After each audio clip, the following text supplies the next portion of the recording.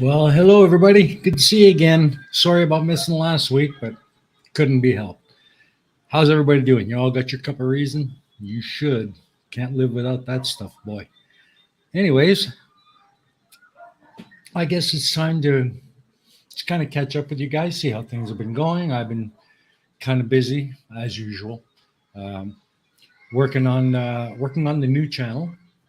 That's coming along. I think I got the intro just about done. Looks pretty cool, I think.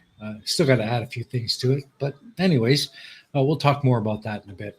Right now, let's just have a look at the chat, see who we got with us today. And first of all, we've got I Am Blue. Hello, sir. Welcome, welcome. Good to see you, my friend. Jens is here. Always great to see you. And who else we got? Clive. Yeah, I know. And he brought his baby shark too. Mm, okay, thank you. Let's see. We've got Carl Edwards with us. He's having a bit of power issues, but lurking on his phone. So everybody, take a minute and say hello. Peter, welcome. Good to see you, brother. Always good to see you. And your pal Al, same to you. Nice. You're always here every week, man. I love you guys. Ark, good to see you, brother. I don't see you as often as I'd like, but every time you show up, I'm always glad you're here. So welcome, welcome. Let's see who else have we got. Anybody else? Oh, Sable's here. Whack, whack, whack. Hello, Sable. Tusk, hello, my friend. Good to see you. Um, hello, Kite. I'm not even going to try. But hello to you, sir. Always great to see you. And who else? Anybody else? Well, that looks like it for now. All my favorite people, and I'm waiting for more to come. Everybody's my favorite. You know that. I love it when you guys show up. So yeah, it's been a busy week. Busy 2 weeks actually. Been working on a lot of stuff, trying to get caught up on things at the day job. But good news is we only got 10 weeks left in the school year, so we're getting to that bitter end. So I'm looking forward to that. Probably going to have some time off over the summer so I can maybe do a few extra streams as well, which I'm looking forward to at least trying to do. Working on the new channel. Hopefully, I'll get it launched by then and have at least some content up for you guys to enjoy. Um, and I do have a couple of ideas I want to kind of pitch your way and get your feedback on, folks. So whatever opinions you've got, you just let me know. Um, yeah, I'm also going to try and revive the Pain of Progress, get at least that season finished. I know I've been talking about that for a while, but just finding the time and just even look at it has been tough. But I'm hoping to finally get that completed. And then I think I'm going to change the focus of it and just stick to shorter videos, easier to produce, quicker to produce, but still maintain that historic content. But I'll fill you guys in on that as well. What else? Yeah, Steaming Cup of Reason site. I'm not really going to be making any more video content for it. I don't think. I think I'm just going to keep the site going as the streaming site for the real reason. So I think from this day moving forward, that's about all we're going to be doing here on the Steaming Cup of Reason channel. I'm not going to even bother touching soft sits and all that stupidity. And I'm done with flat Earth. Have been for a while. So yeah. So that's basically what I'm going to do with Steaming Cup of Reason. I don't want to kill the site because I've developed uh, a bit of a reputation, I think, or at least recognizable as Steaming Cup of Reason when I'm on other channels. So I think I'm going to keep it alive, but it's going to be just for streaming the real reason from this day on, I think. So yeah. What else? We got a few comments here. Let's see. Okay, I don't really know what's going on here. I'm just kind of talking to you guys and not really paying attention to the side chat, but I'll try and peek in there. Mystique, hello. How are you, sweetheart? Good to see you. Welcome, welcome. Always great to have you here. I always look forward to seeing you pop in, especially when you really dive into. Well, you're never mind, never mind. It's just fun. It's fun watching your back and forth with some of the others in the chat. Let's see. Yeah, basically, that's kind of what I'm thinking. The score is now mostly just a community channel. We're going to just basically just do live streams. I may every once in a while, now and then, put together a video and pop it up, but that'll be rare because I just don't have the time. I want to really focus on reviving the Pain of Progress, getting it moving again, and mostly the new channel, which is officially going to be called Vietnam Unlisted. And I'm going to be covering things like I told you guys last time. And I got a couple other ideas as well. Mostly kind of playing off. I got the idea from you, Tess, to be honest. And I'm thinking of doing kind of the same thing, but a little bit in a different manner. Uh, as you all know, Tusk has been putting out some really great videos on a couple of different recipes that I've really thoroughly enjoyed. Tusk, uh, and he's also been including some Gallic lessons, which is a really cool and interesting addition to the audio narrative while he's doing his cooking. I really like that idea, Tusk. That really seems to work well, and I enjoy the content a lot. Uh, and I'm kind of gonna. I'd like to do the same kind of thing, but in a different way. So I don't.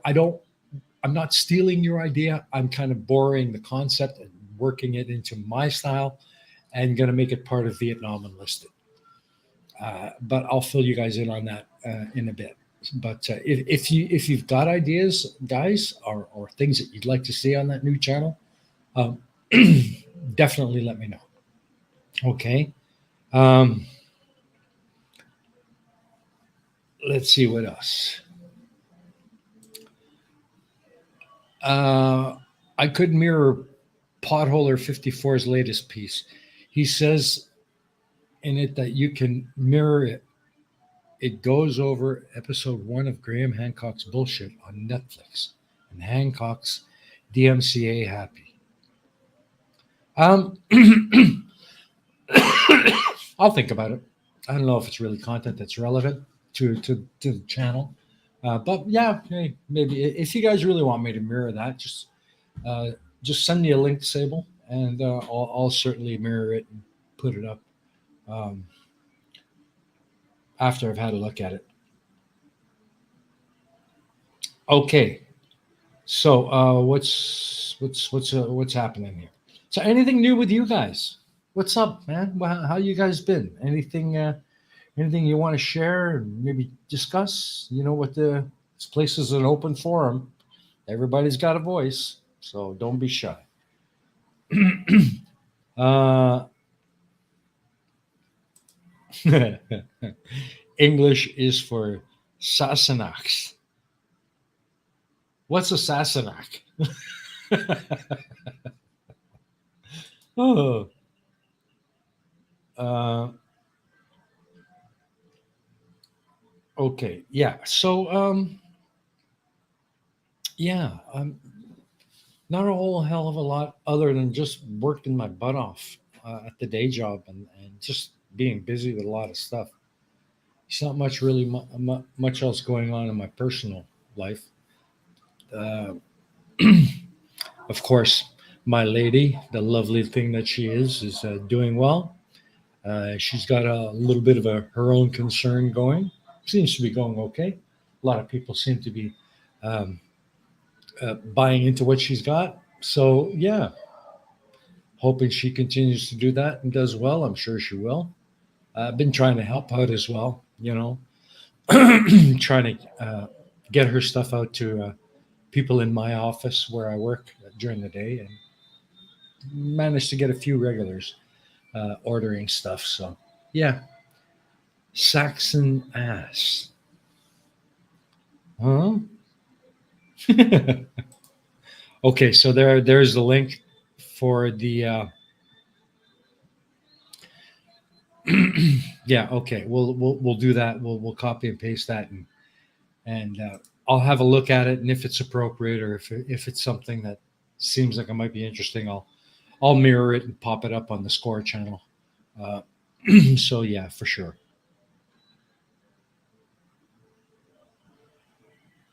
Okay, well, thanks for that. Sassenach, noun, a Saxon, an Englishman, a general name applied by the Scottish Highlanders of the British Isles to persons of Saxon race. Well, I have heard of Saxon before, but I did not realize that Sassenach uh, was just a Scottish word for Saxon. That's why I was unaware of it. Kind of, huh? What's that? Yeah. So, geez, what else? Not a whole hell of a lot. I'm I'm possibly going to be doing an upgrade on my computer soon. Hopefully, uh, been saving my pennies. Going to have to do it one bit at a time.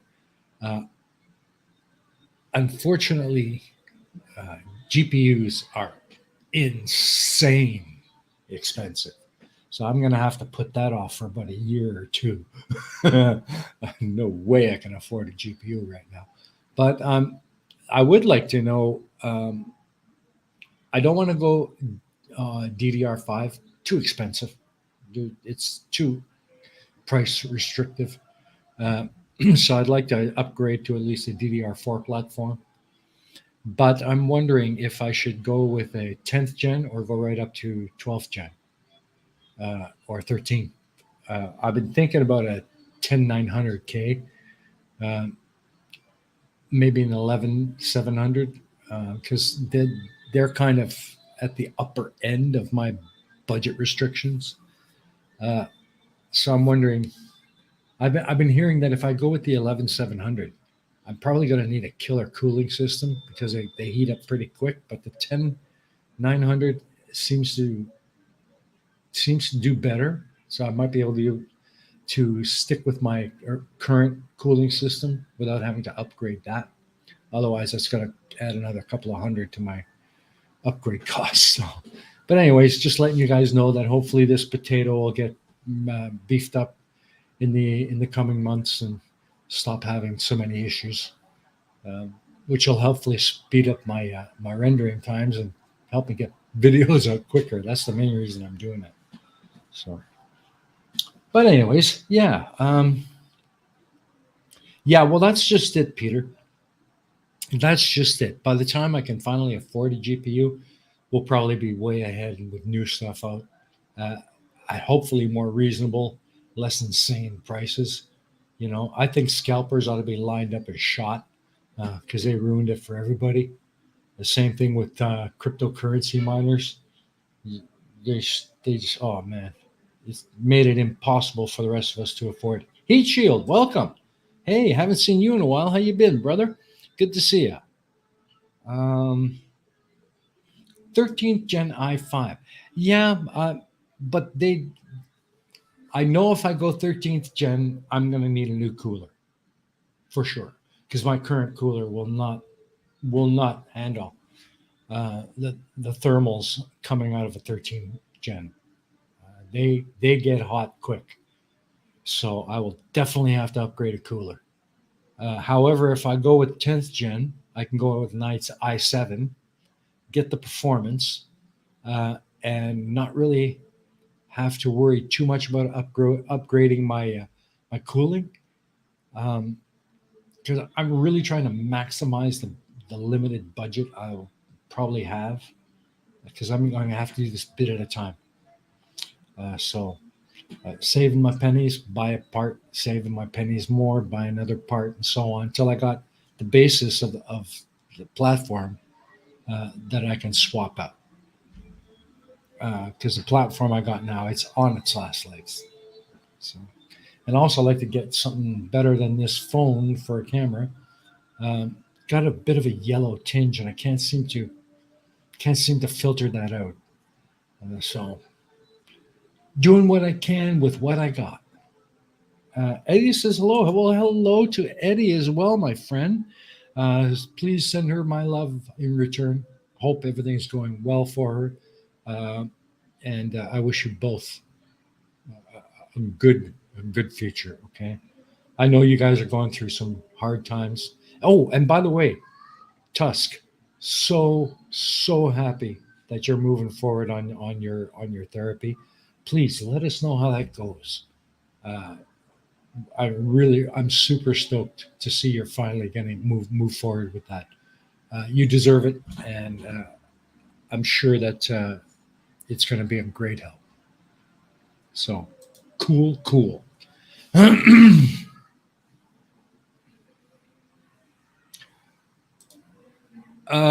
Yeah, that's pretty pricey, isn't it? But you got to think, by the time it hits here, I'm gonna have to pay that postage first of all, and this is probably gonna have a huge 25-30% import tax, uh, unless it's sent as a gift, which I don't think is possible. Because yeah, bringing electronics into this country, especially computer parts and stuff, it's super expensive on import because they're really trying to force you to buy local. Unfortunately, the stuff that I want or need is hard to get here. I have to bring it in from China, and I don't trust them. So you never know if you're going to get the real deal when you get it coming out of China. Truth of the matter, sorry to say. But yeah, thanks, man. Tell you what, I'll look into it a little further and I'll let you know. If you've still got it, maybe we can work something out. But thank you. Um,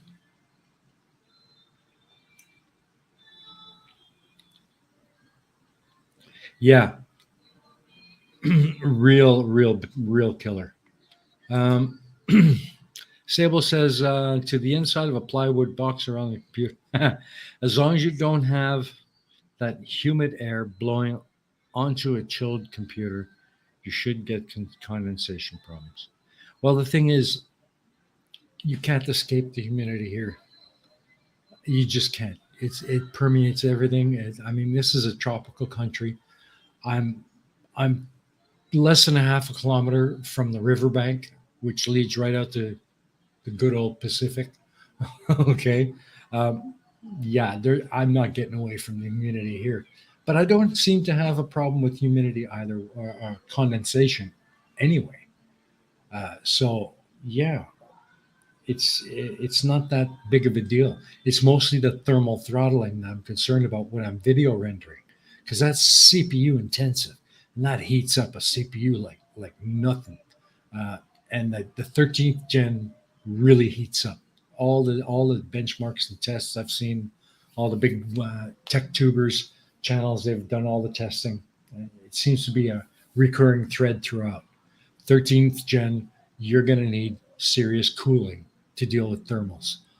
Whereas 10th gen, you can get close to the performance, um, depending on which chip you get, but it still doesn't thermal, or it doesn't get as hot as quick. And more reasonable cooling systems can deal with it. So yeah. Um,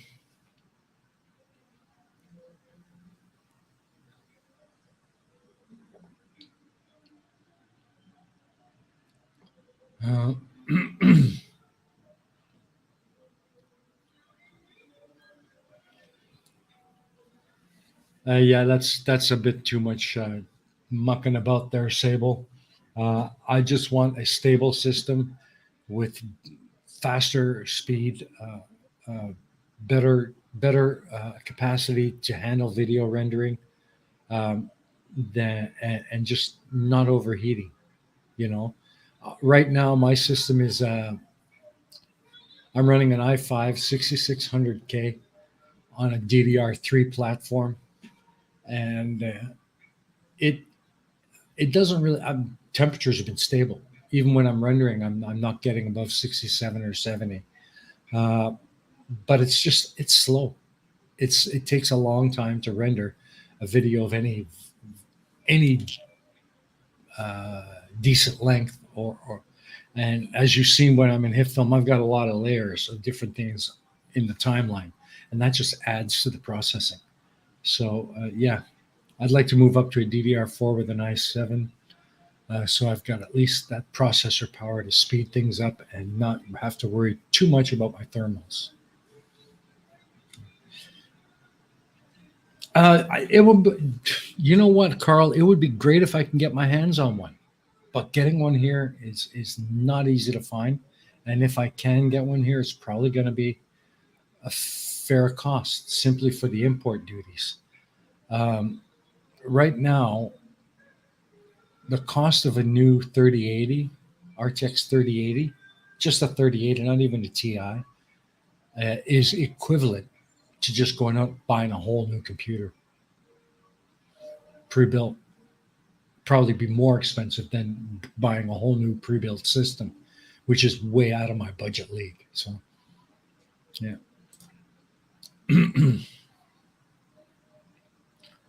um,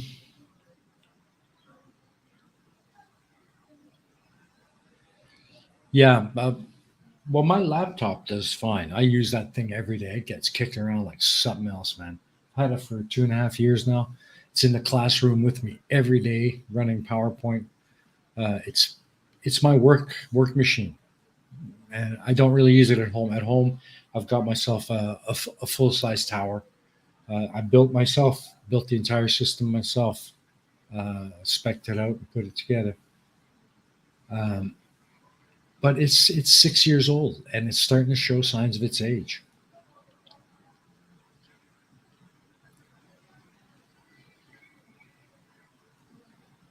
That's a good idea. You know, unfortunately, how do you break down a GPU and send it in parts in a way that I can get it back together working? And even then, I'm still going to pay some import taxes on it. Um,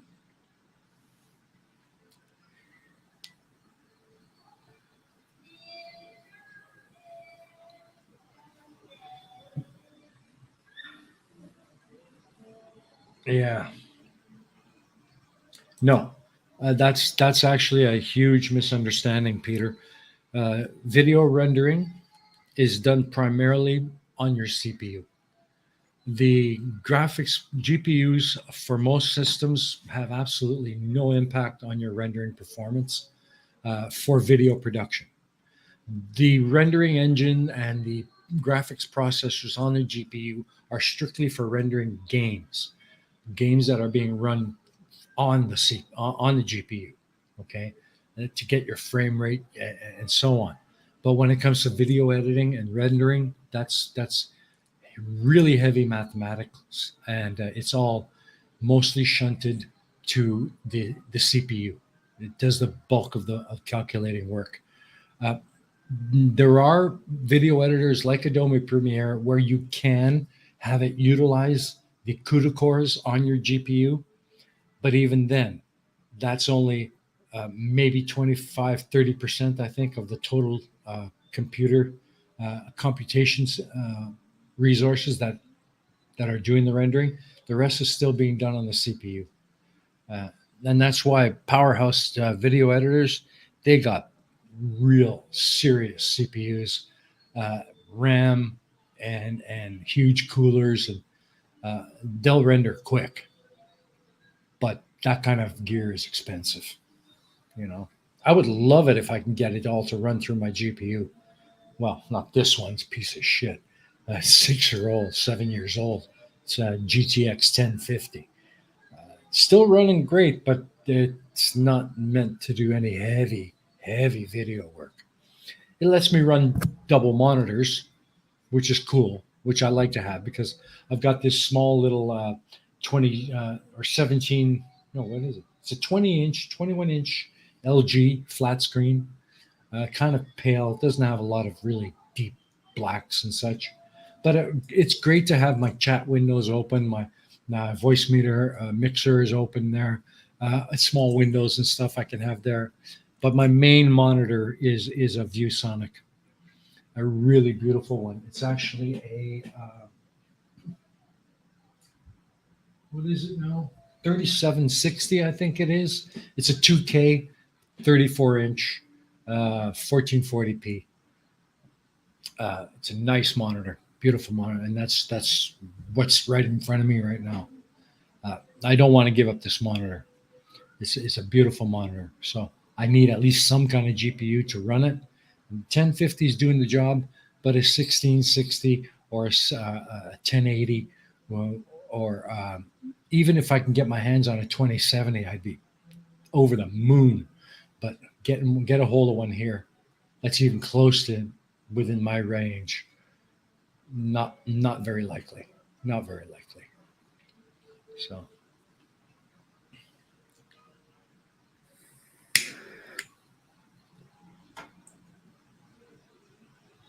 yeah, I've seen that too. And buddy, if I could, I would in a heartbeat. Problem is, Amazon will not ship to Vietnam. Period. They won't. They see that I'm in Vietnam, and they'll just kick back the order and say, "Sorry, we cannot deliver to Vietnam," and they'll just cancel the order. And I've tried. They will not ship to Vietnam. Period. But again, $300, that's pushing the limit of my budget. So I'm just a poor, very lowly paid teacher. Okay, teachers are probably the most overworked and overpaid people on earth. I'm sorry, but I might be biased, but that's just the truth.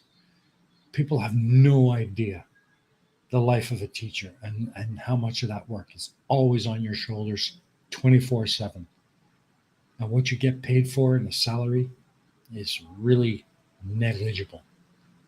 So I make do with what little I have. Yeah. Yeah.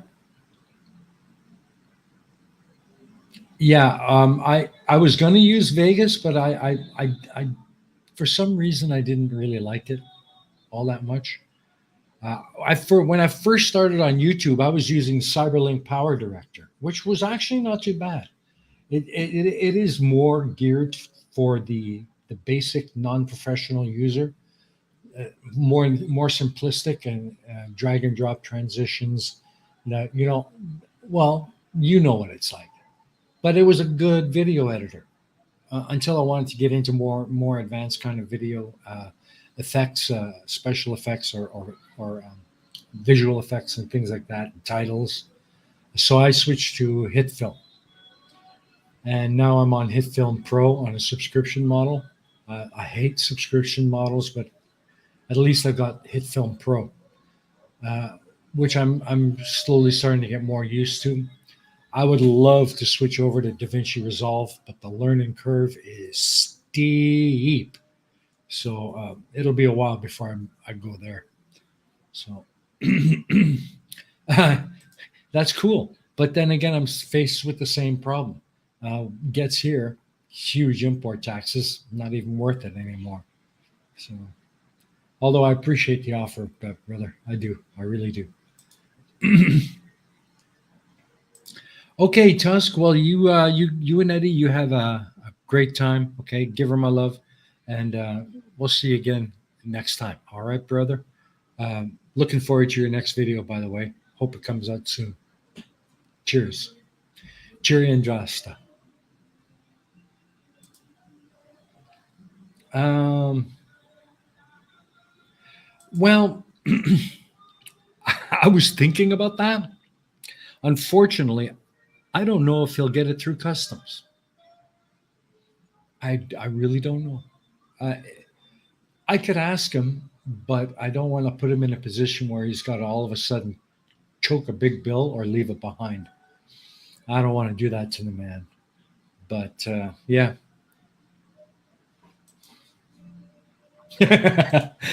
Windows Movie Maker. Hey, whatever floats your boat, brother. It gets a video. Well, do it, man.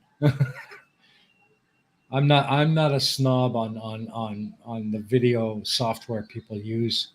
Um, if it gets the job done and the content is cool, hey, who cares what you've made it on, right? If people knew the system I'm using to get my videos out, they'd be laughing their asses off.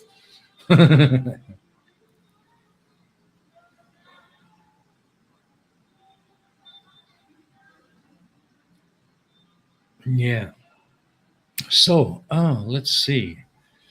Okay, let's see if I can give you guys a sneak peek at um, the latest version of my intro. The other one was a little bit too much cartoon, too much uh, Rocky and Bullwinkle style. I liked it, and I might still use it, but I think for the most part, I could have done better. So, where am I gonna go? Where am I gonna go?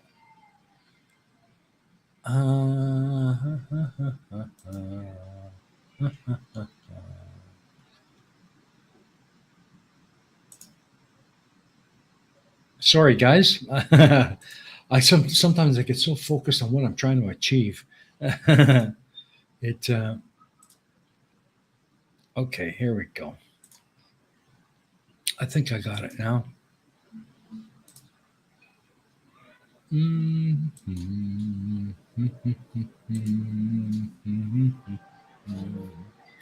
do do. Uh, Oops, I forgot to.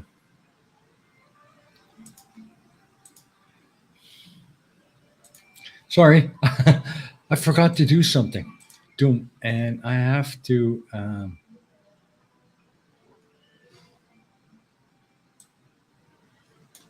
Okay, boom. There we go.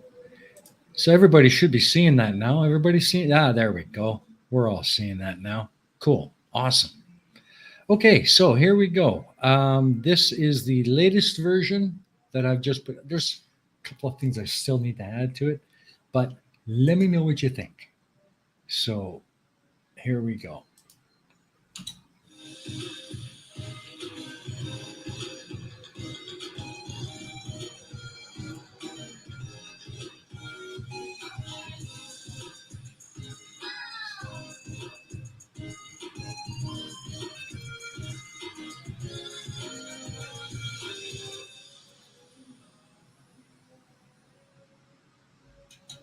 All right. So what did you think of that? Did you guys hear that at all? What did you think? Hey, Demon Orb, welcome. Good to see you, man. Carl, good to see you too. I haven't seen you in a while. How you been?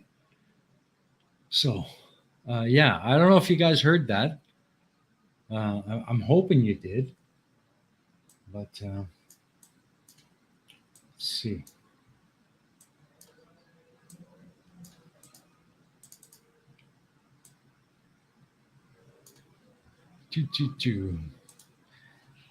So, okay, here we go. We'll run this again, and I'm just going to move StreamYard over to the other screen for now. So here I go, because I like to have HitFilm on the big monitor because of the sheer density of the timeline. So here we go. I'm just going to run that again, and boom.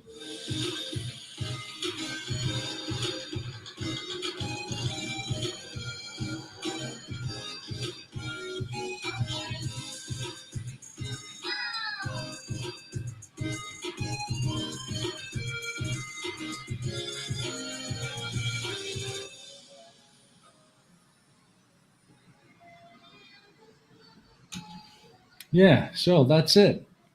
I think there's probably a few small little tidbits here and there I might add, but yeah, that's basically what we're looking at.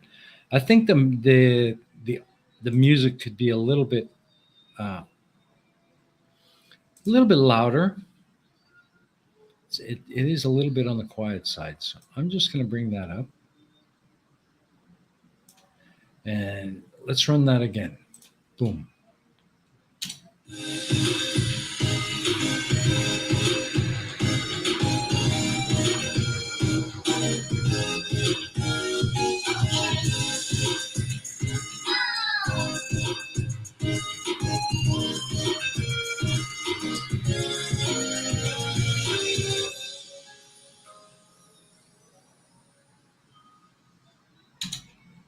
There we go.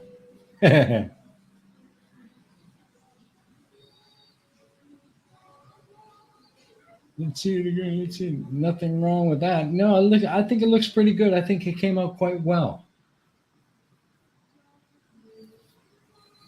Yeah, I think it came out quite well. Oh, well, Carl. I hope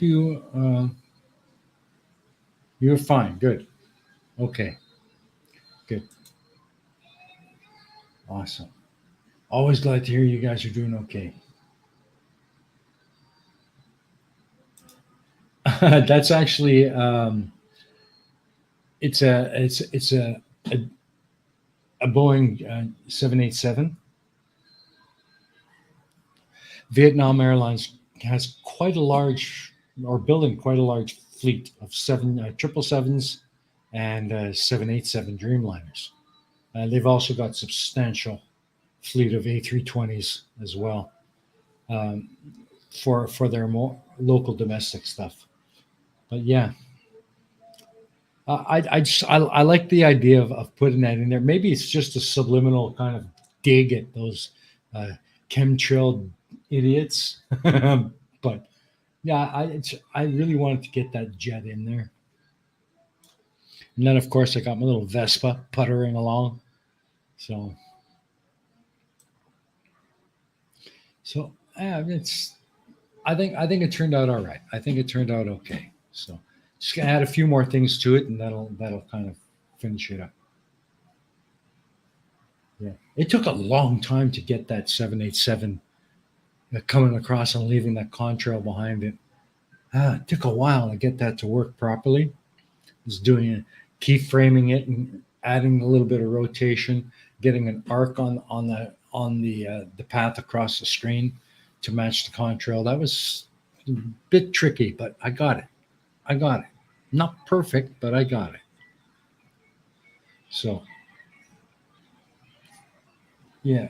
And what did you guys think of the music? Hmm? You guys like the music? Let's see. Boom. Needs a space comma. I watch too much Mentor Pilot. I worry about any airliner that takes off and fails to climb past 1,000 feet or leaves a contrail from only one engine. Yeah, you're a big fan of Mentor Pilot too, eh? I love that guy's channel. I always watch that guy's channel.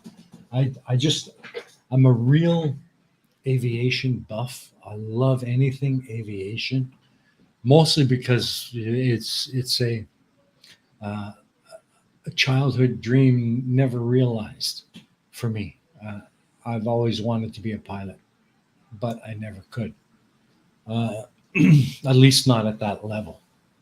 So, but I've always maintained a very keen interest in aviation.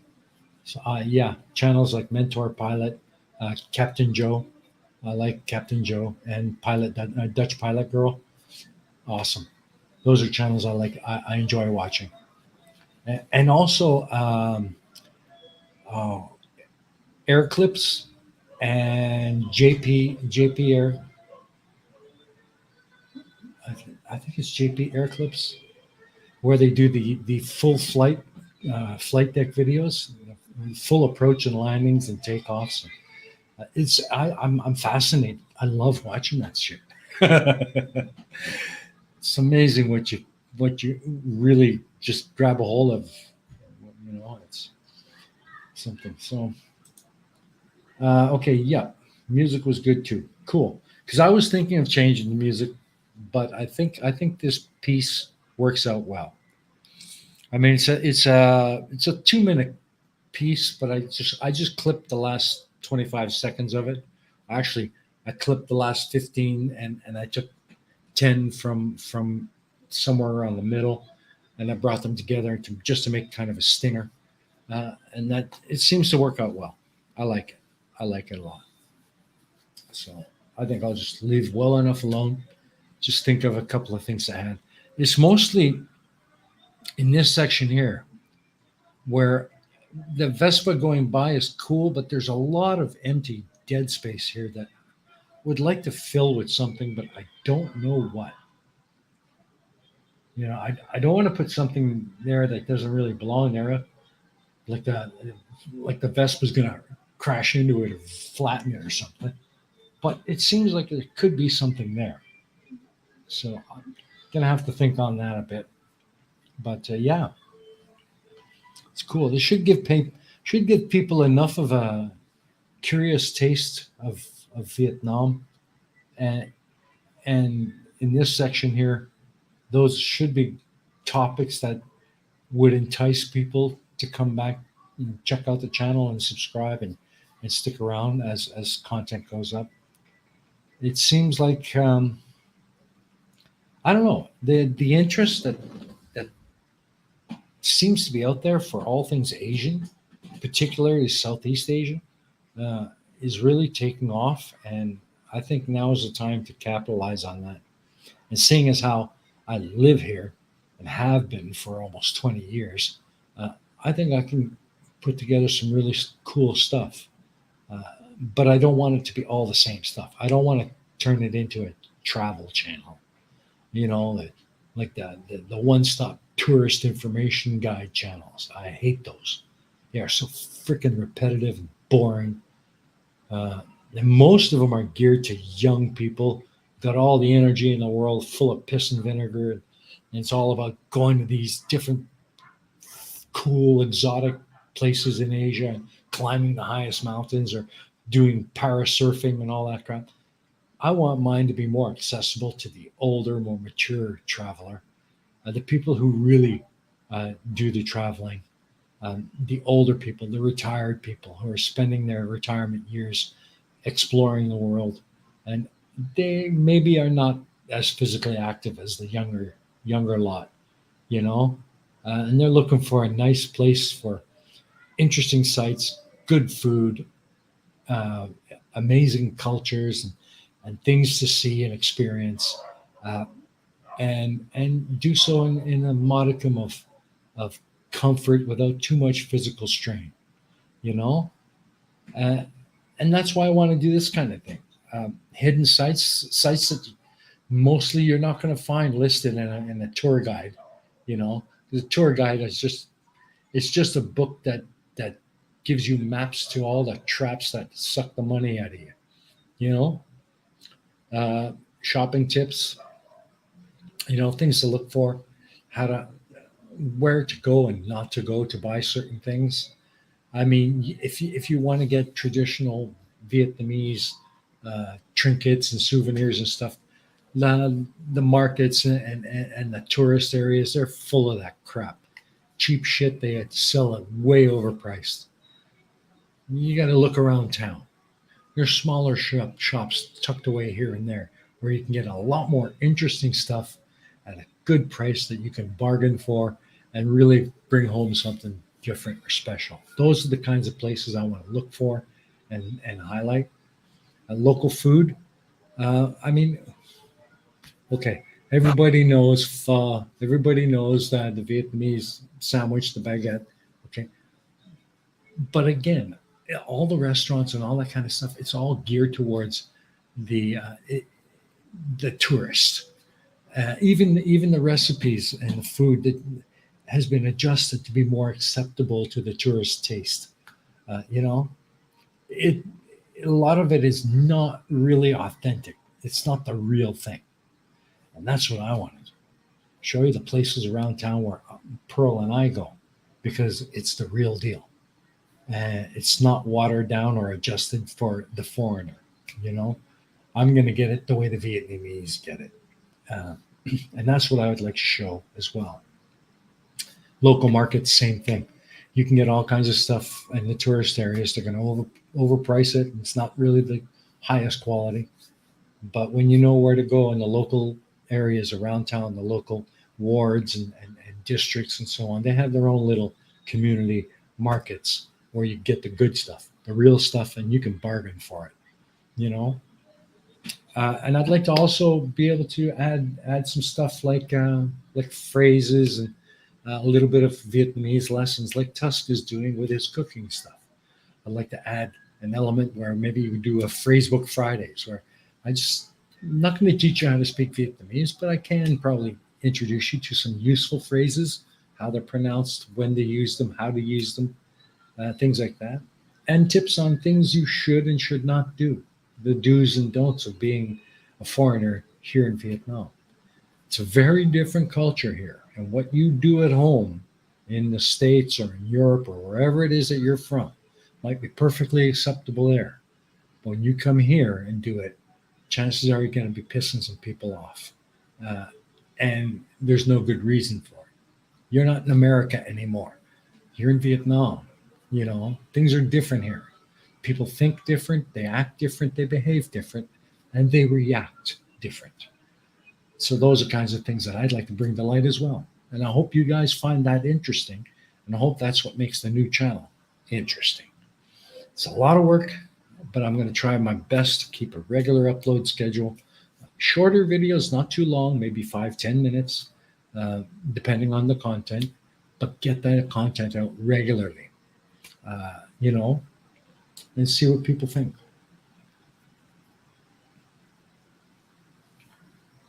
Let's see. Yeah, the foreground is a bit empty. Exactly right, and that's kind of what I'm trying to figure out. What am I going to do? You know, I mean, right there. I mean, that just a lot of empty space there. Uh, yeah, the culture, the history. Exactly. That's right. That's exactly it. The culture, the history, the food, the people. What it's like to be an expat living and working here long term. You know, and this is a lot of a much more different country than it was when I first came here. Uh, and my attitudes and the way I live here has really changed. And I see this country in a very different way than the average tourist does when they first come here. You know, so yeah. Well, you know what? If you ever do, DM me. I'll hook you up. I don't have a problem with that. I plan on doing that for Professor Bell when he finally decides to come down here. I'm going to show him around best I can. Um, Absolutely, anybody, any of you out there, that if you have any plans in the future to come to visit Vietnam, you reach out. Okay, I'll be there. I'll show you around because I'll be here. I plan on retiring here and probably end up dying here. So yeah, don't be afraid, man. Just reach out. We'll make something happen for sure. Um,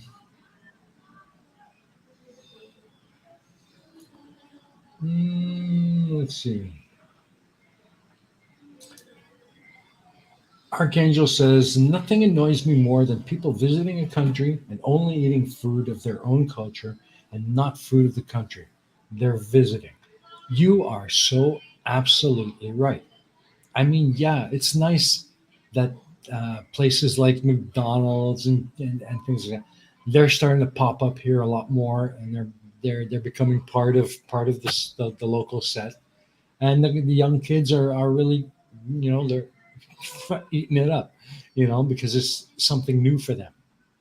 But for me, occasionally, just for the sake of convenience and something quick, because I don't have time for anything else, I might pop in to Rotten Ronnie's, grab a burger, and go.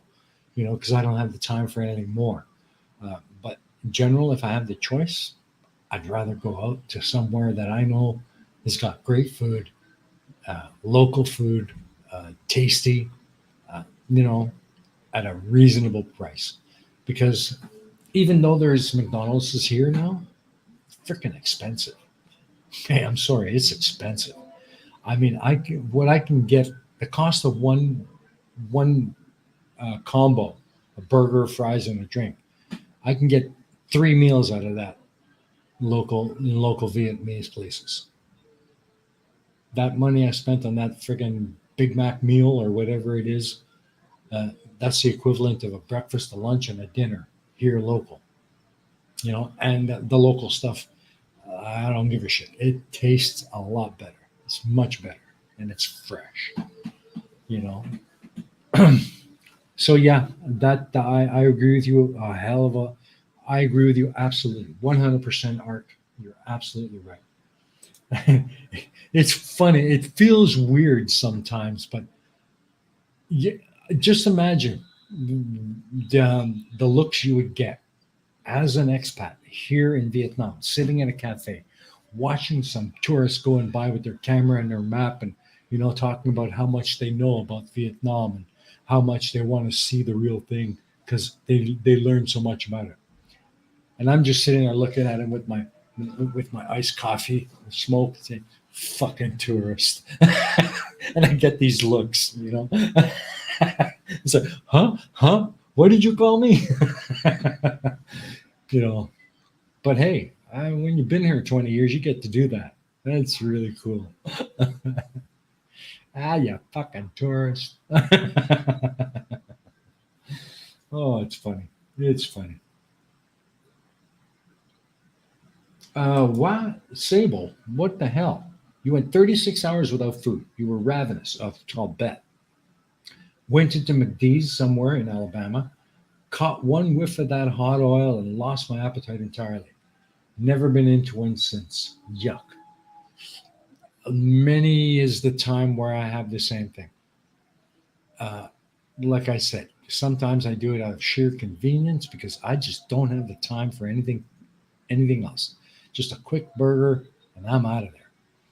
Because I gotta go. I got places to be and things to do. You know, and it's expensive. It's not necessarily good for your health. So I try to really limit it. But for the locals here, it's a big deal. It's something they've never. It's something new. It's American, so it's something outside of their comfort zone or outside of their usual day to day culinary experience. So they lap it up, and they're doing well. You know, um, Carl says he hasn't had McD's since the last meal played havoc with your insides. Yeah, kind of does that for me too. And the thing is, I had McD's just earlier this week, simply because I was so damn busy at work. I often don't have time to eat lunch. I just work right through it. And this was a day where I had a lot of classes. I was desperate to get something in my stomach on the way home. So Pearl pulled over in front of the McD's and ran in and grabbed a quick burger and headed on home. You know, and then when we got home, we had proper Vietnamese food cooked. She cooked a proper Vietnamese meal, and I was happy. So, but she's a killer cook. I tell you, that woman, it's amazing. She tries something once and she figures out how to do it. She's a killer cook. I am a fortunate person. So, um, I, I'm telling you, Carl, it was funny. I didn't even intend to do it. I was just sitting there watching them walk by, while listening to their tourist talk, and stuff. I'm American. I know everything about that. No, I want to see the real thing. Where are the tanks at? You know, I'm sitting there shaking my head. I just came out fucking tourist. I didn't even know it came out loud enough for him to hear it. You know, him and his wife looked around at me and gave me this look like it's funny as hell. Oh man. I got the old whack from Pearl. It's funny. Oh man.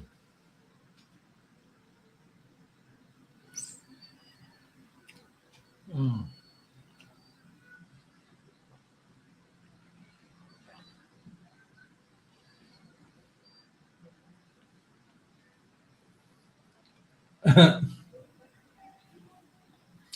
Well, yeah, I was the same.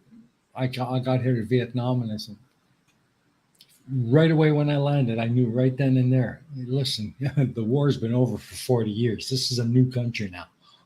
Okay, so I wasn't. I had no preconceptions, no expectations. And I thought, this is a totally new place. I'm going to dig in and enjoy it. And so, sure enough, I did. And I've been here 20 years. So, um, yeah, they did. They did. But still, I mean, I didn't expect them to actually hear me say it, but I couldn't help myself. I just couldn't. It was funny as hell. I'm hoping it'll happen to me again. It was funny.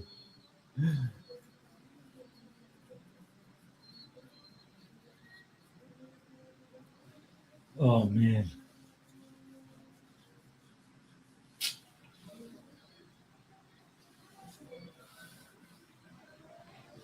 So yeah. Um, oh, cool. Ark, you're good at badminton, are you? Um, Badminton is very, very big here. You'll see a lot of people, especially the older generation, in their morning exercises. You'll see them in the parks all over the city, on the streets, playing badminton for exercise. Really, really big here. It's actually part of the physical education program in a lot of the schools here. Uh, so yeah, if you enjoy badminton, there's no shortage of it here in Vietnam. That much I can promise you.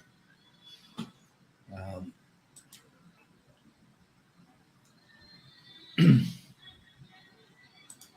let's see. Can we get a sneak peek of the do's of the don'ts list over yonder? Well, I don't have one kind of handy. I kind of have to think about it. But generally speaking, um, oh, it's hard to put in. See, that's just it. I need time to kind of think of it and put it into words that uh, non-local people would understand what I mean.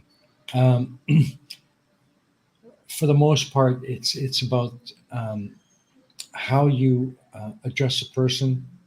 Uh, a lot of the times, the Vietnamese people aren't. They're not really familiar with the custom of a firm handshake upon meeting. Uh, and a lot of times the ladies here, gorgeous as they are, oh my god, Vietnamese women can be so freaking beautiful. But back home you might be used to seeing a lady or greeting a lady and giving her a peck on the cheek or a hug or something. You don't really want to do that here because they're very standoffish. Once they get to know you, okay, but even then, make sure you know the person, you know they're cool with it before you do it. If you just do it here because you're used to doing that when you meet a lady, you might find yourself getting the old hand across the face or push back or things like that. Things that might be very normal and uh, uh, very very acceptable back home. Don't do it here. Don't do it here. Okay? Talking back to police, things like that. Don't do it here. Don't do it. um, yeah, I'll make sure that we touch on different things bit by bit and introduce one every other week or so as part of the content. But that's basically what we're looking at. Things that you just, even though you're used to it and you don't think there's anything wrong with it, chances are there might be here in Vietnam. Um, let's see.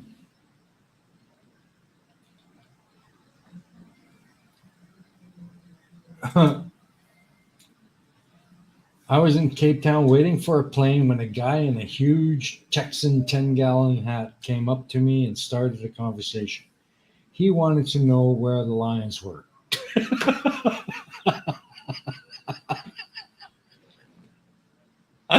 Oh, that would be a perfect scenario for a fucking tourist. Oh, that's funny.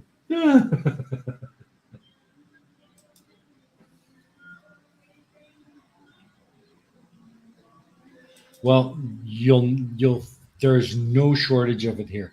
Whenever you'll find, anytime you want to play badminton, you'll find a place where you can do it. It's really, really popular here. Really popular. Let's see. Um, well, hello, hello. Yeah, no problem, Heat Shield. Yeah, it's little things like that that just understand and realize where you are before you start being an American or whatever. You know what I mean? Uh, yeah, basically, like you find in a lot of places like that, where greeting, especially someone of the opposite sex, requires a little bit of diplomacy, a little bit of respectful distance. Uh, yeah, that's very much the case here. Um, but they are friendly people, and they'll open up to you quickly. But there are certain things that they'll just never open up to, and that's probably one of them. Unless you know the person very well and have developed a relationship with them.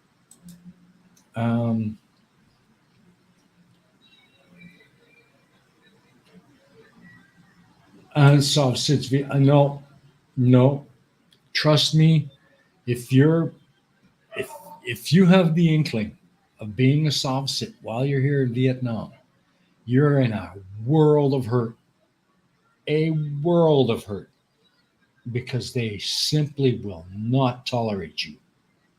And that's all there is to it. They'll point and laugh at you, and if it's a government official, you'll probably find yourself on the next plane out of the fucking country. Okay? They don't they don't play with that stupidity. They don't deal with it. You don't pull that shit here. You're in Vietnam, you got no rights, no matter who the fuck you think you are. And that's something every soft sit better know before they come here playing their games.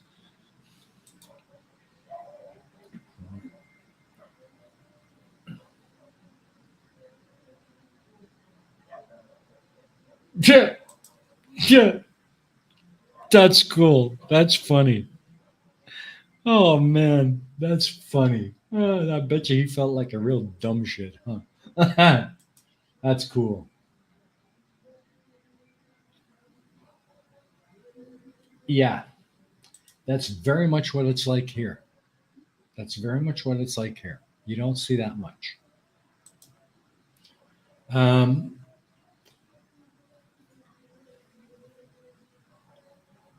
um,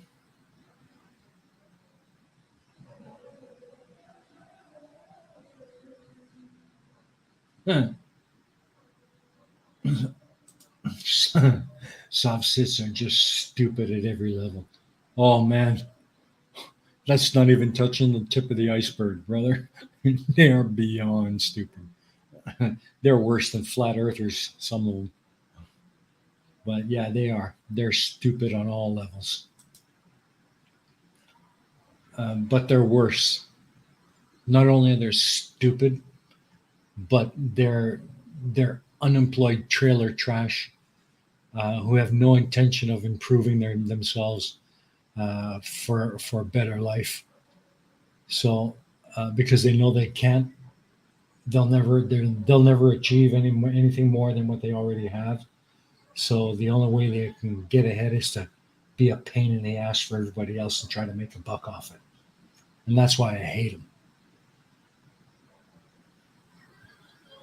That's why I hate them.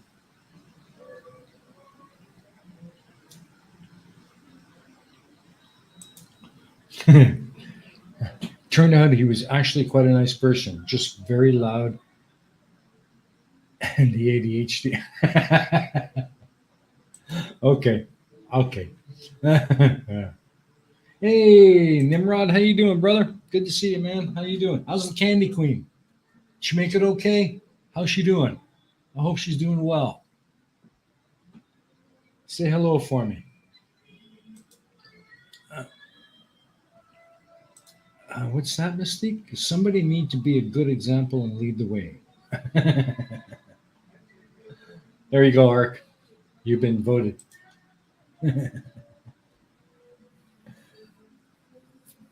So, yeah. So there you go. This has been an interesting discussion so far. I love answering questions about what I've picked up while I've been here. And that's the main reason why I decided to start up this new channel. Um, I really don't want Vietnam Unlisted to have any connection to anything flat or soft sip or any of that shit. I want I want it to generate its own community for people who love to travel and visit places like Vietnam, or who are interested in coming to Vietnam and learning more about it, or maybe even those who are looking to relocate here for a while and work.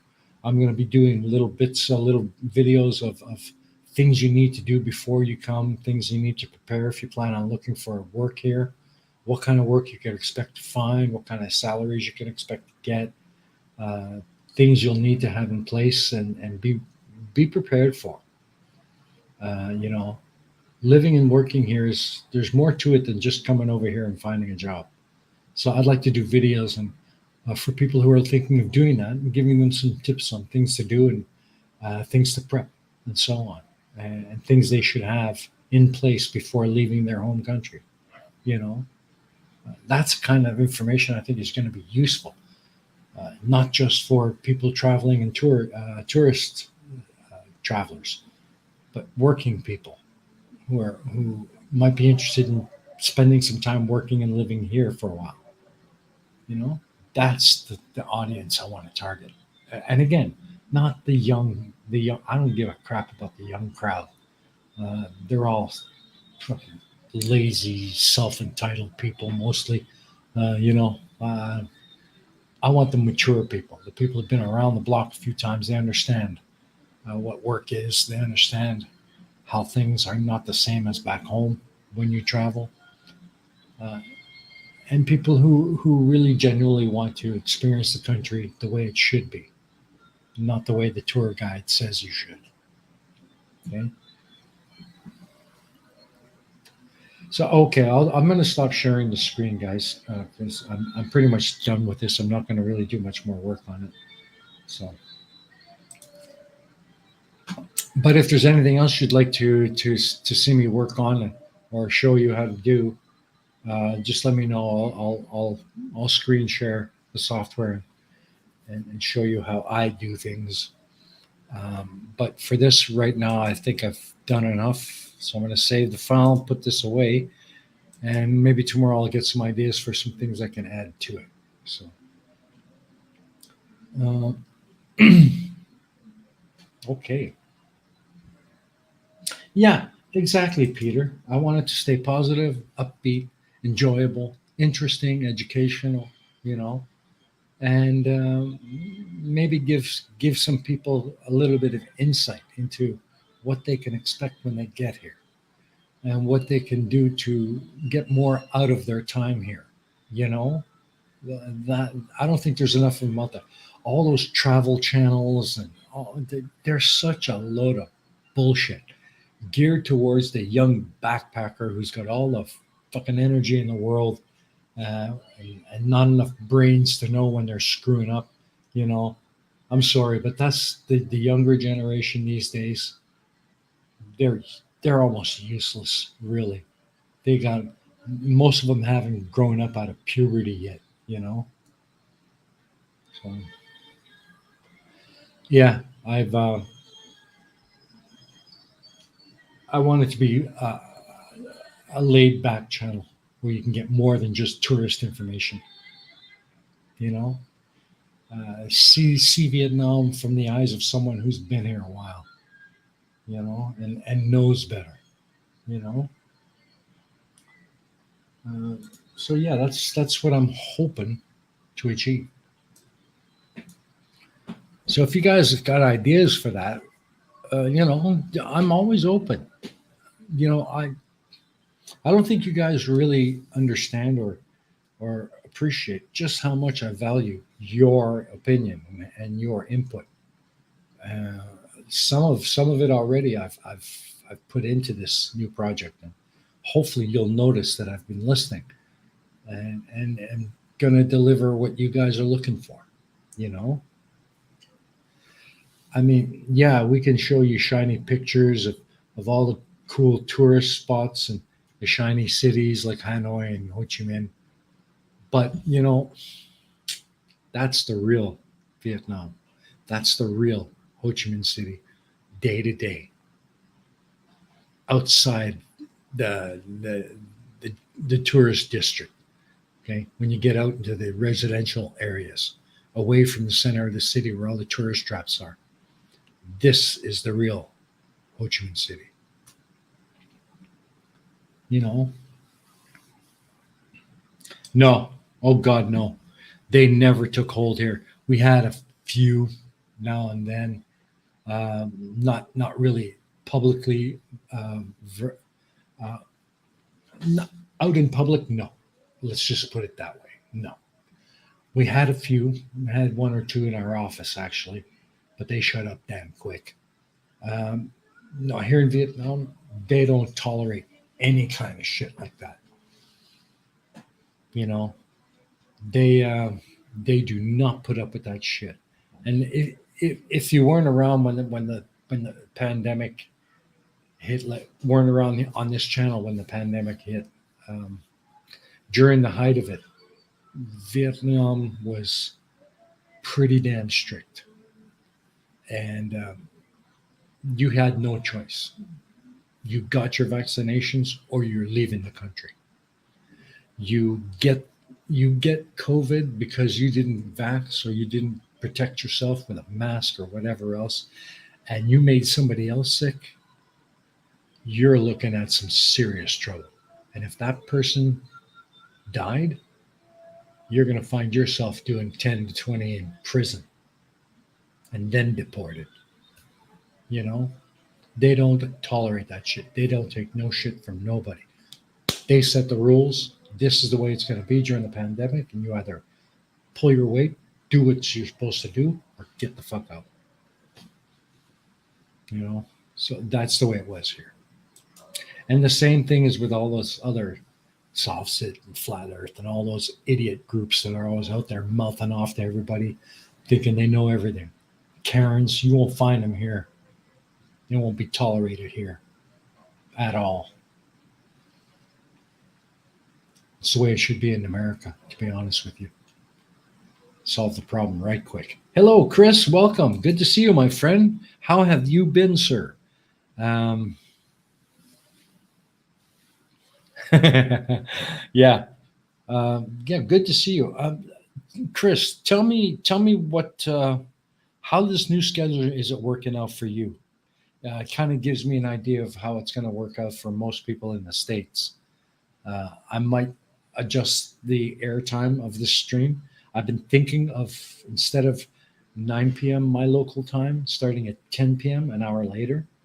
Um, it still keeps me in that afternoon slot for the UK people, but moves me up a bit, maybe more accessible to the US audience as well. So, yeah, Chris, pop me a DM or something. Let me know how this schedule is working out for you, and if a further time change might be in order. I'm just trying to find that sweet spot where as many of you can join in, catch up with friends and other people in the chat, and still not have it mess up the rest of your day. You know, so yeah, awesome. Uh,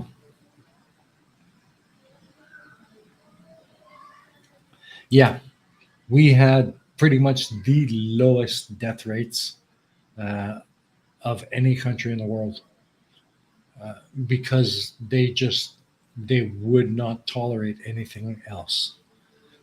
Uh, and you either follow the rules or you're facing some trouble. And it was not just a bit of trouble either. So yeah.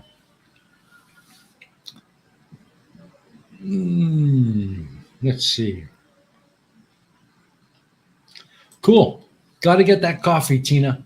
Got to get that coffee. Absolutely, man. You go for it. I don't begrudge anybody their coffee. Mm. Ooh, getting a bit cold, but that's okay. I don't mind it. I've gotten used to. Uh, iced coffee. Vietnamese iced coffee. I'm telling you, it's addictive, man. You get into that stuff and you're drinking it constantly. But it is a bit sweet, so I got to be careful, you know. But I like my hot coffee. Got to have my hot coffee at least once or twice a day. I don't drink anything else. I don't drink alcohol. I don't drink beer. I've been on the wagon for over 33 years and no intention of jumping off it. Um, Coffee is my beverage, and I'm always drinking it all day, every day. So,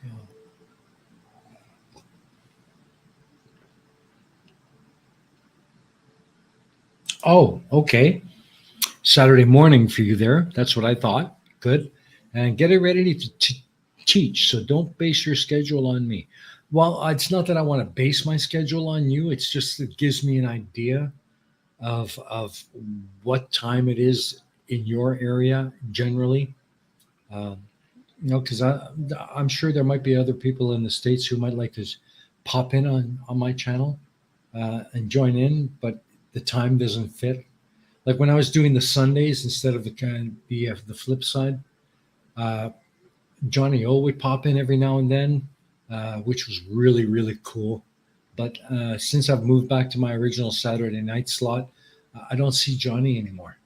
So I'm gonna have to reach out to him and find out if it's just too early for him or too late for him, or I'm thinking it's probably just too early for him. So okay, so for Peter, that okay, Peter. Just whoa, I, it's hard to find that sweet spot makes everybody happy. So I think maybe it's best I just leave it where it is, right? 9 p.m. my time, so that at least Peter and Chris, when he has a chance, and others have a chance to join in. So yeah, you're on the East Coast. It's 10:22 a.m. right now. Okay. Well, that's good to know, Chris. That's good to know. Hmm.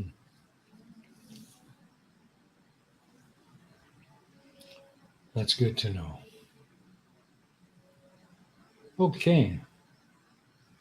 You're kind of like me, Peter. You're kind of like me.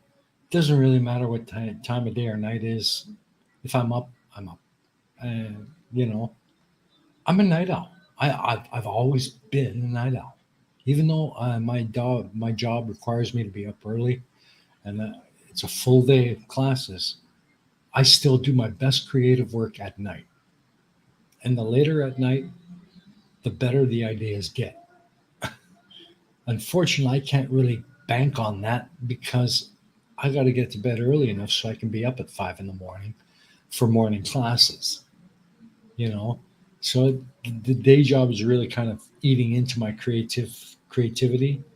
Um, and that's part of the reason why it's been so hard uh, to keep things moving. I've had to let pain in progress just kind of stagnate because I haven't got a minute of time to even look at it. Not even a minute of time. Whatever time I do have for this kind of stuff is mostly focused on this stream where I've made a conscious effort to make the time for it. Sunday evenings, that's my prep time for Monday morning classes. Uh, if Crafty ever decides to come back or even just connect with me again, I haven't heard from her in God knows how long now. Um, and the flip side starts up again, well, then I'll be back to doing that with her. And this on Saturday nights as well. So as you can see, I'm struggling a lot. But this new channel, I'm going to try and make the content concise and entertaining, but easy to produce and easy to get out.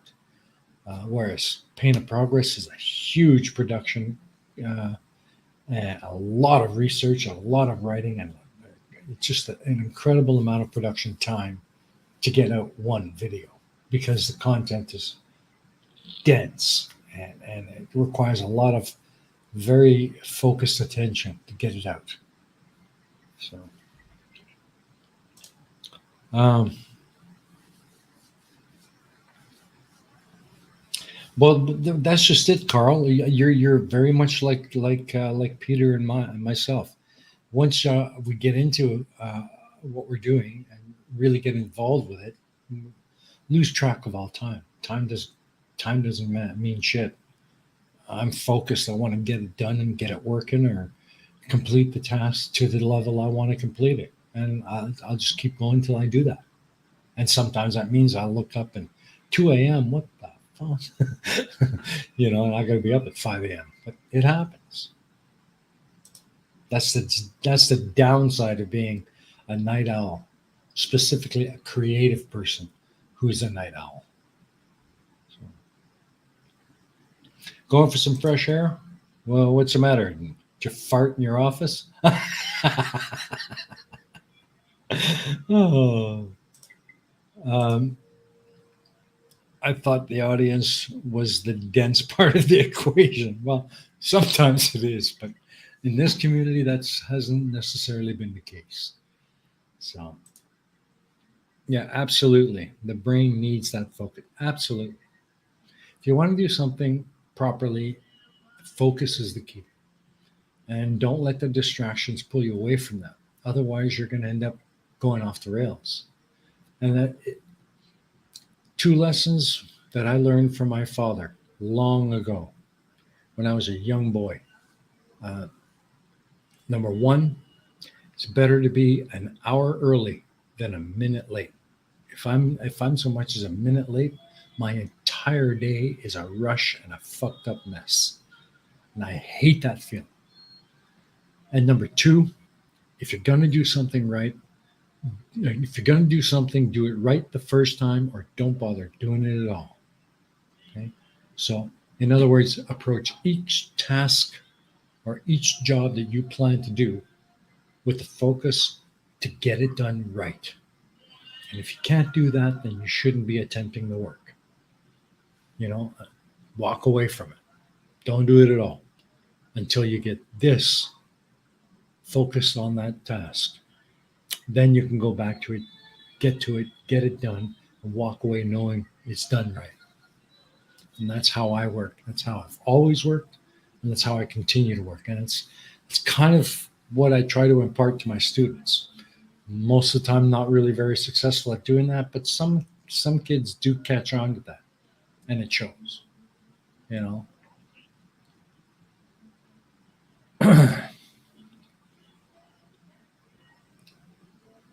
it is.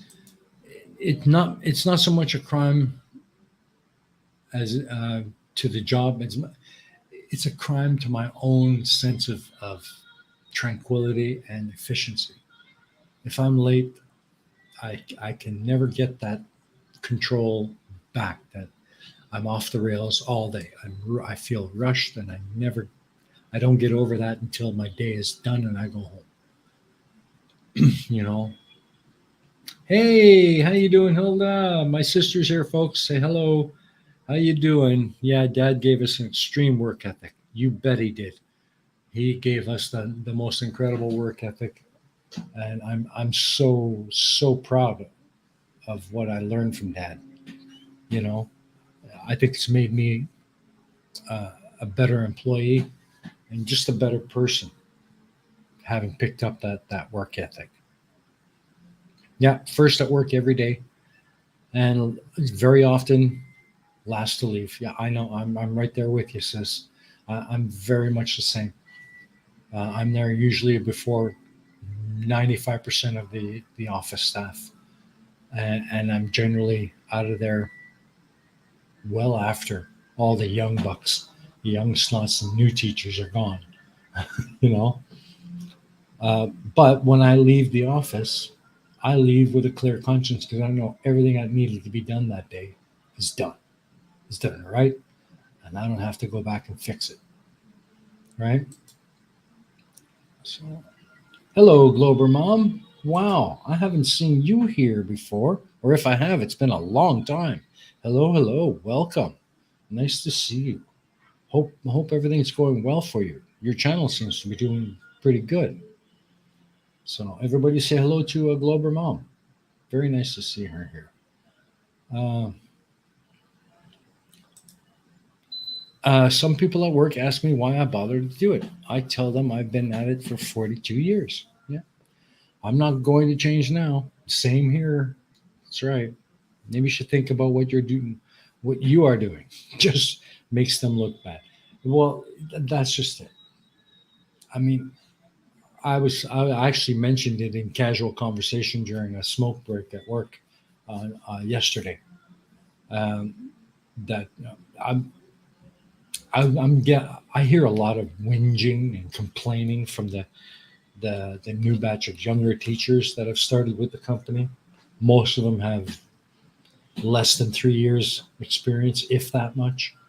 Some of them are fresh out of uni, but I hear a lot of them constantly complaining about that workload and being up early for classes and having to get in a taxi to go from one school to another and wah wah wah. You know, call the ambulance and the cheese company, and we'll take care of you, right? Uh, but it's just I get so tired of the whinging. And my boss said, "Well, I kind of agree with you. I'm getting tired of it too." And I said, I'm 61, and I can work a lot of them under the table, and they wouldn't even know what hit them. You know. And do you get any respect for it? I don't. I do it because I know it's right, and it's the way I've been doing it for a long time. You know. Peter says, "G'day, Hilda Bilda." Yep, that's my little sister. Love that girl. Hey, Hilda, this new time slot that I'm doing now, Saturday nights, 9 p.m. my local time. If that works for you, let me know. We'll get you on again. I miss having you on, and I'm sure a lot of people would like to see you on as well. So,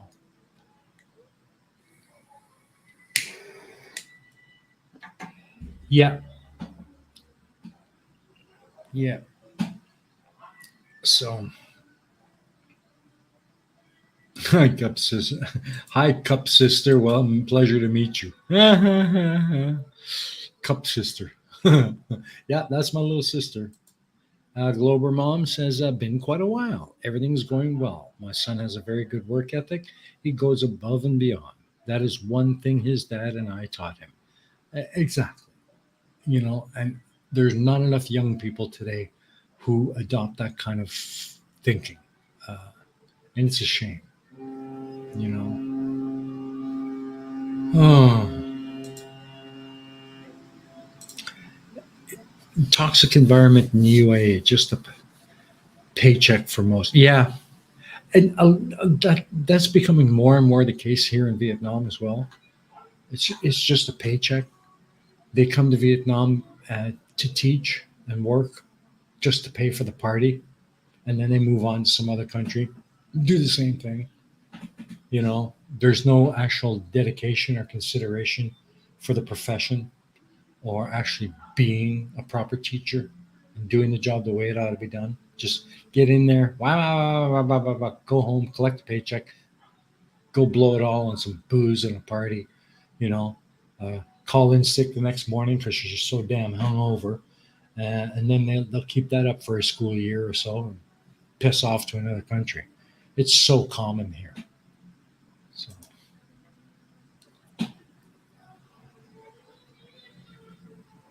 yeah, I kind of feel that way too sometimes.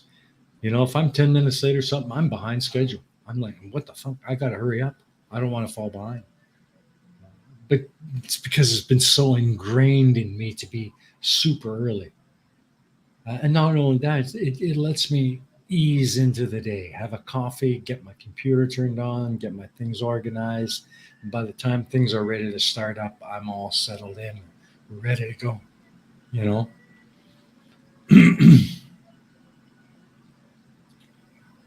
And Glober Mom, my sister says that's the dream. My son is the same. Got old school views on work ethic. You did your job. Exactly right, Hilda. Exactly right.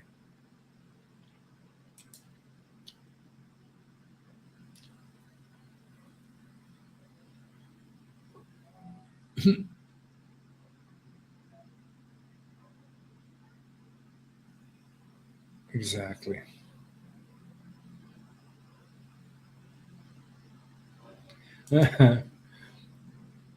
Hey, I'm not a stinker. I love my little sister. But then again, that's sibling rivalry. It always exists to some extent, right? But hopefully, I wasn't too hard on you, Hilda. So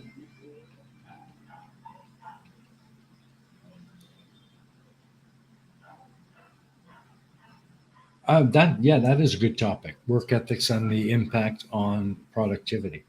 In my opinion, it's everything. It's everything.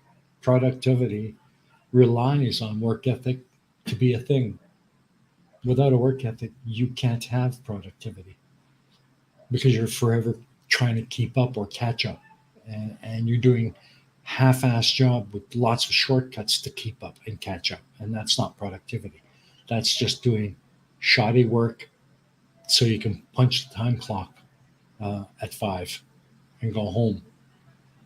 You know, so yeah, but that might be an archaic view, but that's the way I see it.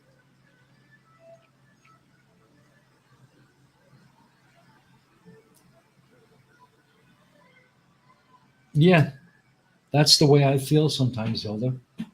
Very much so. That's exactly how I feel.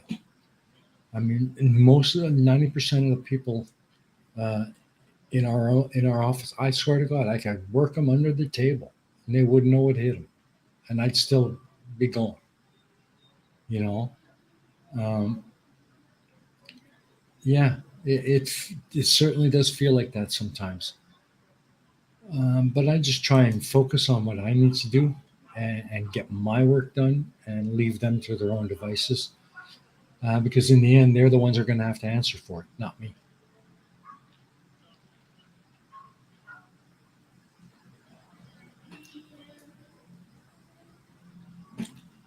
Hmm.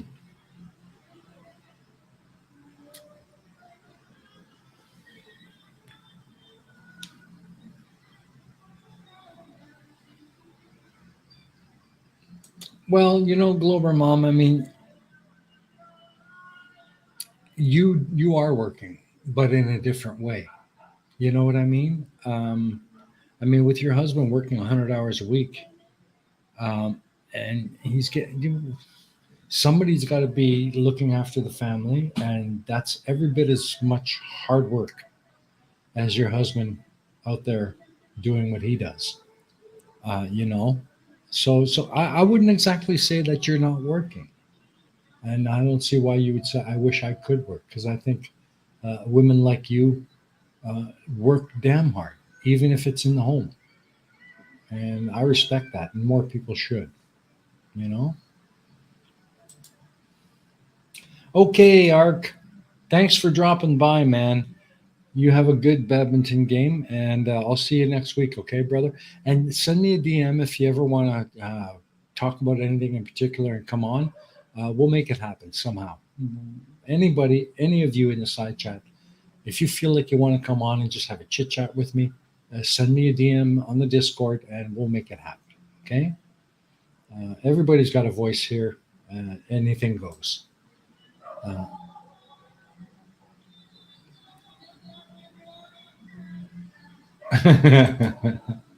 Thank you, sweetheart. Thank you so much. And so likewise, I've got two younger sisters and one older sister, and Hilda's the only one I give a damn about. So big, big hugs back to you, sweetheart. Hope I get to see you again soon.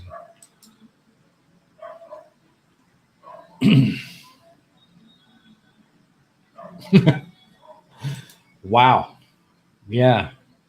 Carl, like Hilda says, don't give yourself a heart attack. You know your limits. Okay, brother? Um,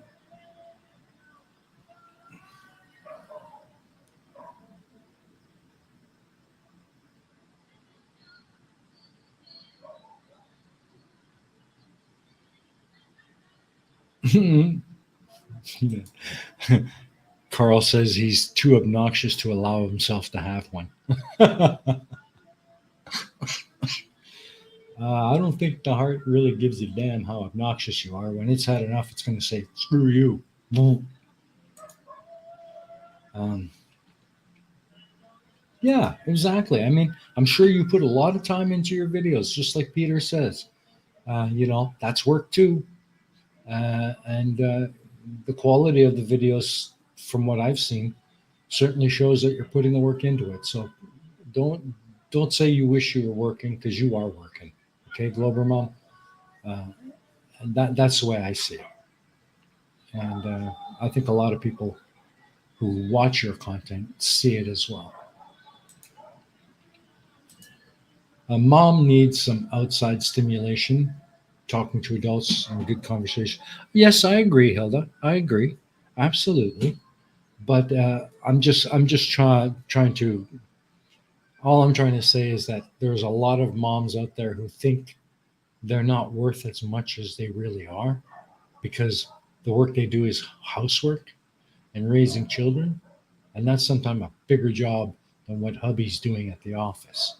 You know, but yeah, I see your side of it as well. You're right. Mums need to get out, and that's why it's so important for hubbies to take the time and take them out.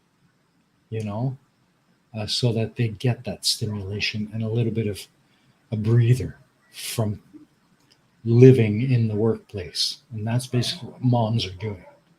You know, be good to them. Be good to them, guys. Be good to them. Um,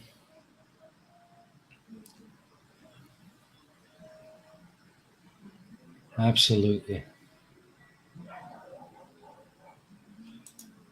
So, Global Mom says, yes, I know. I work with making videos and I'm in the home. Would just love to contribute with a regular paycheck. Thankfully, my two younger kids are still living at home and contribute to the household. And you know what? The way your channel is growing, you're probably going to have an, a substantial uh, contribution as your channel starts to grow and continues to grow. Look at mine. I mean, I've been at this for 3 years now. I still haven't cracked 600. You know, and I doubt the score channel is ever going to go above 1,000. I really doubt it. So I'm focusing my energies now on something more positive, more informative, more enjoyable, and more acceptable to a greater audience by doing the new channel all about Vietnam and what it's like to be an expat living here. You know, and I hope you'll join me on that channel and subscribe when it's finally launched, which I hope will be soon, and enjoy it. You know, Score is never going to go anywhere. I don't think. If it was going to go anywhere, it would have done so a long time ago. But I don't think it's ever going to go anywhere. So it's just going to be a home for this stream from now on, and not much else. Matter of fact, I'm even thinking of saying, to hell with posterity, to hell with archiving. I might just take all that soft sit, or not soft sit, but anti-vax and flat earth and all that crap, and just delete it, get rid of it, you know, and just have the live streams on that on the Score channel, and focus my energies on Vietnam Unlisted. So, um,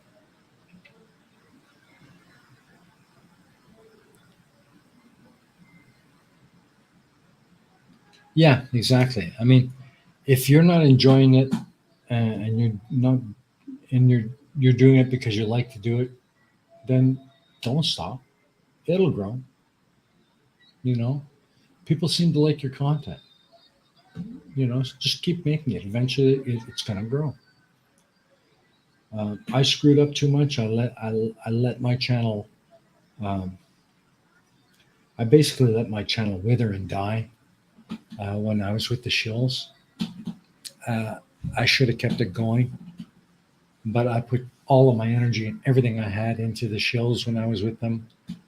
Um, and eventually, mm, when I found an opportunity to try something new, well, we all know how things went, and now my day job and everything else, it just everything just kind of fell apart, and now I'm just working at rebuilding, and hopefully this new channel is going to be the key. So um, shit happens, you know, and that's the way it is. Um, Hell says, I agree. Society still does not value what women do.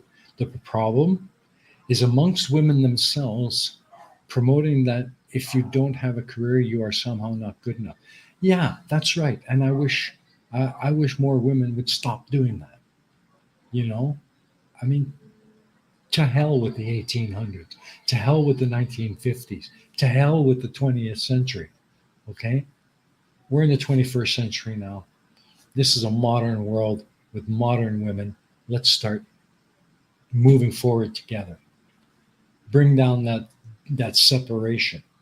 You know, move forward on equal footing, and those who deserve the success will get it, man or woman. My philosophy. Oh yeah, I'm a little bit of a stranger. I got some pretty strong views about certain things, but am I wrong? You know, I don't think so. Destroying history, how dare you? Well, I think maybe part of the thing is that a lot of the original content from the Score channel on Flat Earth and stuff, fun as it was to make, and some of them pretty damn funny if I do say so myself. I think they just put this whole negative aura on the entire channel, and I don't think it's really doing anything for anybody. It's certainly not going to do anything for flat earthers because they're too stupid to understand how stupid they are. And I'm tired of screaming at the wind because that's all you really end up doing. They got their head up their ass. It's firmly entrenched in there, and no crowbar is going to get it out. So fine, let them. Eventually, they'll breed themselves out, and the world will move on without them. Good riddance. Yeah, so why should I keep the content up? Nobody's interested. Nobody's viewing it anymore. I haven't had a view on any one of those videos in over a year, really. None that I can even recall. So why keep it? Just dump it all, and just make it a community channel for the Real Reason streams. At least then it's going to get some kind of traction. Probably not enough to ever crack 1,000, but hey, who knows? I'm not holding my breath. Let's just say that.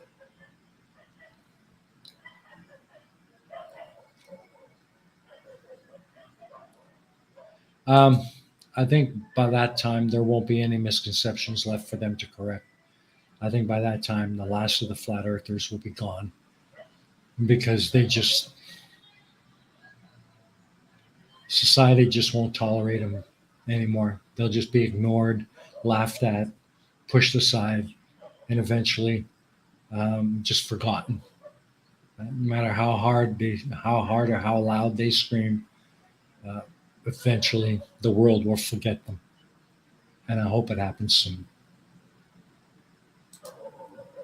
Um,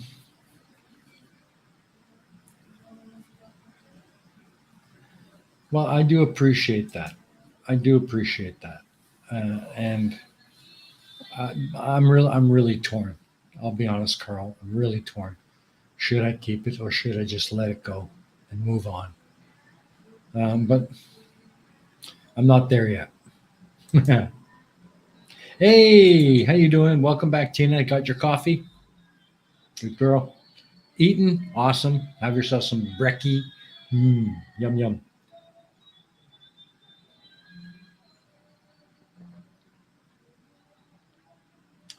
Well, that was the whole intent when I started the channel, um, and that's what I did at the time. That was content that I enjoyed making, and I made it. And my content has changed over time, and um, and but it just never caught on. I've managed to work up a little bit over 500 subs. I'm appreciative and grateful for those 500 subs, but I'm not expecting much more. Um, so on to bigger and better things, I hope.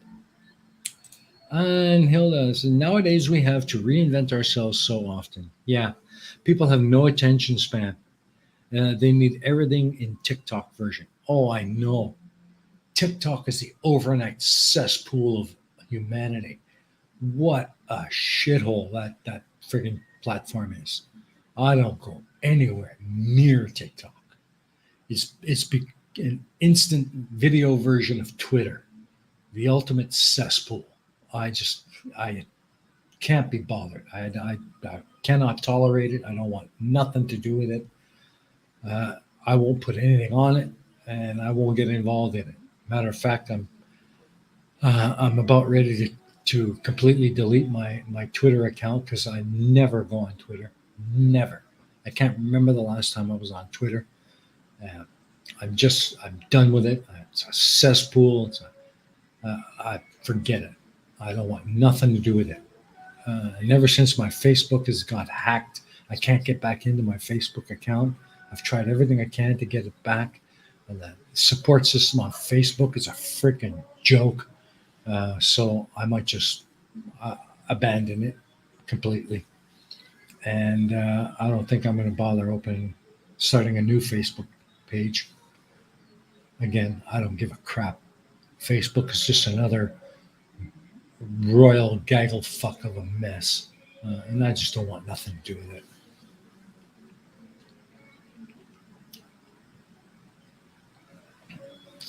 Yeah, but they keep yelling and screaming and pumping their shit out. Uh, you know, but again, it's most of the young, new, ignorant ones. But in the end, they're too stupid to know how stupid they are. And I pity them. I pity a lot of them because they're useless driftwood, utterly incompatible with the rest of humanity. They're idiots, and they don't deserve our consideration or concern. Yeah, I'm looking forward to it. I've been working on the idea for a while now, um, and I've got the intro kind of going. I showed it to everybody before, but I'll show it to you next time I get it. We hook up. But yeah, I'm getting ready to start that channel. Hopefully soon. I want to get a few bits ready so there's some content there when I do launch, and hopefully it'll take off. I'm looking forward to it. Something new, something different, something fun and interesting, and something people might actually want to see.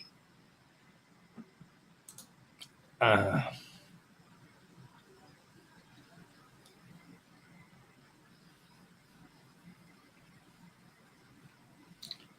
yeah, and most of it is stupid as shit, Sable. Most of it is absolutely stupid as shit. Pointless. Not even worth the energy to load the site and watch it.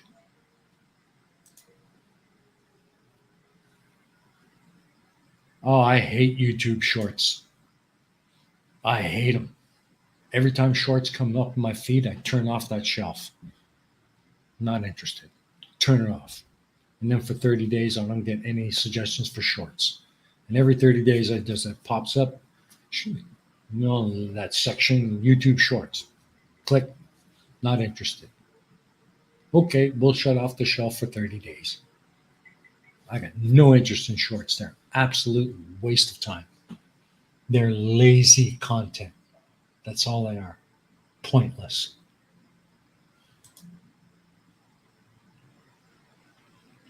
Yeah, I don't even know if I want my product on those sites because I'm afraid of the shit storm of idiots and morons and other lowlifes that it'll draw to my channel. So I don't know. I'm not going to bother with them, especially not TikTok.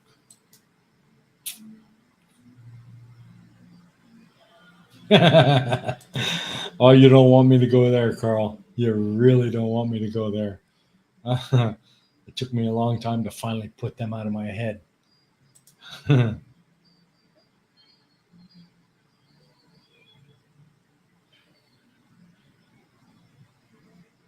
Yeah.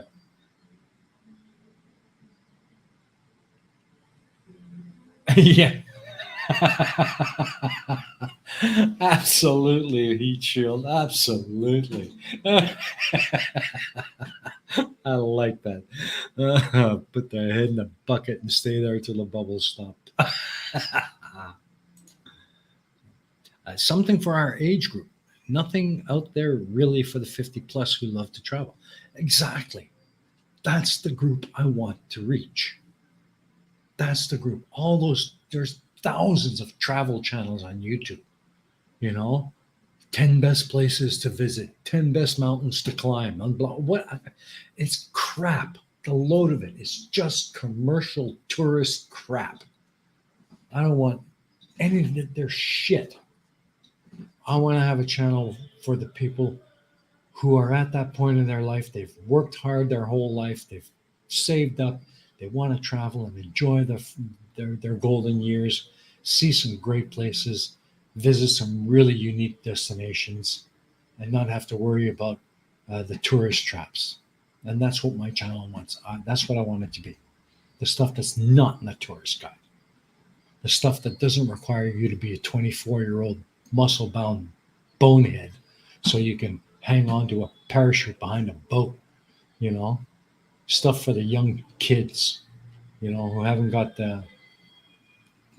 they just don't have worldview or life experience to see what they're missing, you know. So yeah, absolutely, that's exactly the crowd I'm looking for.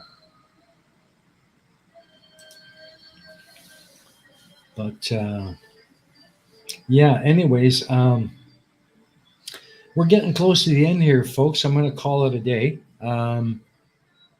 Thanks again, everybody, for coming out. I really enjoyed tonight. This was fantastic. Some good conversations. Talked about some computer tech. I love that topic. That's something I enjoy talking about. Talked about some travel, awesome things about Vietnam and stuff. Got caught up with an old friend. Haven't seen Glober Mom or talked with her in a long time. So thank you, Glober Mom, for dropping by. Hope to see you here more often. Clara, how you doing, Microraptor? Sorry, I'm about to shut her down, but I'm so glad you managed to pop in and say hello. It's always good to see you. Uh, yeah.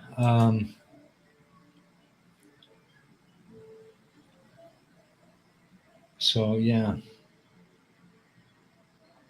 Well, thank you, Carl. I really do appreciate that. That means a great deal to me. Thank you very much. Uh, it, it makes me feel good that people out there appreciate what I do, even though it's not much. I just blow hot air on whatever's on my mind, and you know, that's just who I am. Um, but yeah, I enjoyed it tonight. Was really fun. I had good conversations with you folks. Good to see some of you, Hilda. Yes, I will DM you as soon as I get done here. Uh, yeah, we'll set some, a matter of fact, maybe tomorrow. Tomorrow's Sunday for me. So if you're around and you don't have any major plans, let's do that. I'll DM you and we'll set that up for sure. Uh, Absolutely. So everybody, again, say hello to Hilda. I'm going to try and get Hilda back on the show again real soon. Um, I know that how much you guys enjoy having her on, so I'll see if we can make that happen. And as for the rest of you, thank you so much for coming out. Uh, I love you to bits, all of you. I love doing this. I'm sorry I missed last week, but couldn't be avoided. But that happens. Life is a bitch sometimes. So, um, yeah, but with that said, I'm out of here. Everybody, be good to each other, be safe, and I will see you again next time. All right. Thank you very much, everyone. Xin Jiao, as we say here in Vietnam.